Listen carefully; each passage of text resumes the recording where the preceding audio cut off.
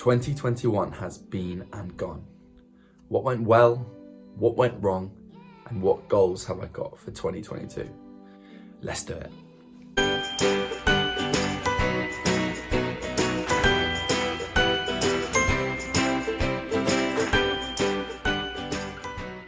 So one thing that happened in 2021 was that my TikTok account gained some massive traction, and this helped build my brand of Mr. BetSmart.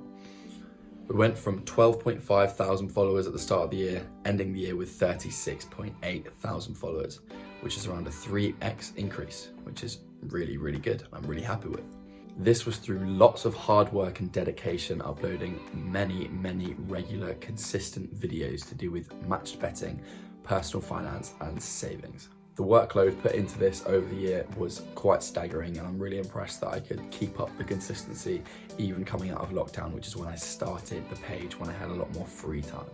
So that's the first thing that I think has gone well this year. The second thing that I think has gone well is my deposit for buying a house has dramatically increased. This is using the Moneybox Lifetime ISA, where you get up to £1,000 bonus from the government if you put up to £4,000 into your LISA towards buying a house. Mine started the year at £5.5 thousand and is now over £11,000, which is over 2x increase, which I'm really happy with. I've obviously put in another £4,000 this year to max out the bonus, so I've received a £1,000 bonus from that. And then the rest is around a £600 increase from it being invested in the markets. Now, it's good to note that over the last few weeks, this has dropped considerably when it was at around £12,000, but as I'm investing for the long term, it's not too much of a worry. So number 2 that's gone well is my house deposit is building nicely. Number 3 of my list of things that I think have gone well is my matched betting profits from the year. This year I've made over £8,000 from match betting, which I recorded every single offer in my Google Sheets, which you can actually access in the link in my bio for free if you'd like. And as you can see, it's over £8,000 in the screenshot on my right. This is by taking advantage of basic reload offers, arbitrage and price boosts, extra places, and 2-ups over the year of 2021. This has helped build my portfolio, build my investments, and have a higher income every single month. So that is the third thing that I think has gone well in 2021. The fourth thing that has gone well is my investment in Fundsmith, which has almost tripled in the year of 2021.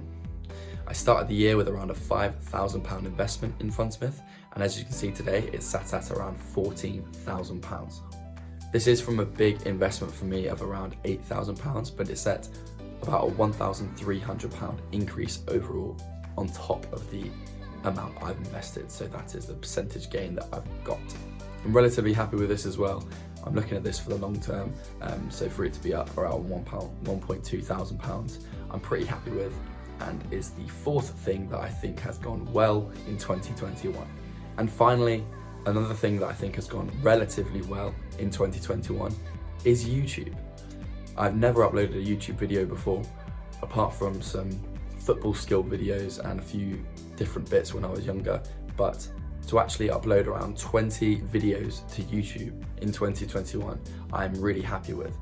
I did target trying to do one every single week, but I think as a first year, I'm actually pretty happy with uploading one every 2-3 weeks, because you've got to start somewhere, and consistency will build as you go with time and get better at it. And as I get better at it, hopefully it will grow in consistency as well.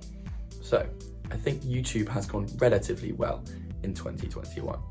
So now, what has gone wrong in 2021?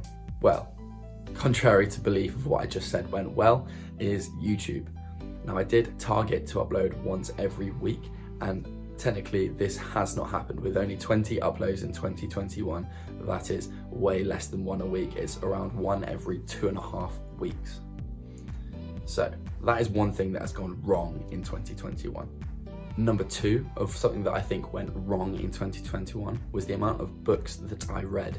Now, I was trying to aim to read 10 books in 2021, yet I only read 2. Now, there are a couple factors that I think this is down to, and I think it's the choice of books that I was reading. I wasn't thoroughly interested in them, which meant that I would not pursue them and try and finish them, because it would be more of me trying to finish them just to add another book to my total rather than actually being interested and invested in it. So targeting reading 10 books last year, I failed and only read 2. I've never been a great reader, but it's something I would love to get better at in 2022. And the third thing that went wrong in 2021 was a few speculative investments that I made in really small cap crypto coins, which haven't had much traction yet. Now my plan is just to hodl them and hold them for the long term because they're projects I genuinely believe in, but in terms of monetary investment, they have gone down considerably, and I've always seemed to invest in these small cap coins in the middle or towards the peak of their price. I'll usually see a 20 to 40% gain of these coins before they'll crash right back down and I'll lose half of my money, technically. But as I haven't sold them yet, I'm still not seeing them as a loss because I'm investing in them for the long term. And I knew going into it that it was money that I was risking and potentially could go to zero. So those ones are a little bit on ice, but that is the third thing that went wrong in 2021. Now, what are my goals for 2022? Well, number one, I want to address the YouTube issue and try and upload 52 videos, so one every single week. Now, this should be doable as I now have my monthly portfolio breakdown videos, which covers one of those videos every single month.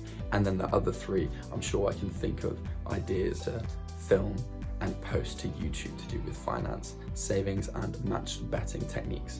Number 2, I'm going to try and read 10 books again this year.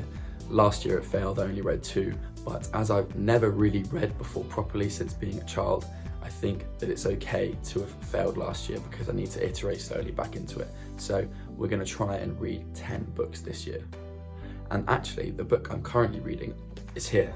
It's called Legacy by James Kerr, and it's essentially about the New Zealand rugby team and talks to you about how their camaraderie helps them be more successful as a team and what it can teach us about life. So this is the first one I'm reading and I'm almost halfway into it, so kind of on track to the 10 books a year. And my third goal for 2022 is trying to hit that £100,000 6-figure mark for my portfolio breakdown. This has been something that I've really been motivated by, and it's something that I would love to, and I think is actually genuinely realistically achievable in 2022. In 2021, my portfolio increased around £36,000. So if we added that onto my current breakdown now, it would be at around 96. So if I can just increase my income by £4,000 this year of what I had last year, then we could hit £100,000. But there are a few issues with that, but I'm relishing the opportunity. There we have it. That is what went well, what went wrong, and the goals I have for 2022. I hope this video is useful. If you can smash the like button and subscribe, that would be amazing, but no pressure. So I will see you in the next video.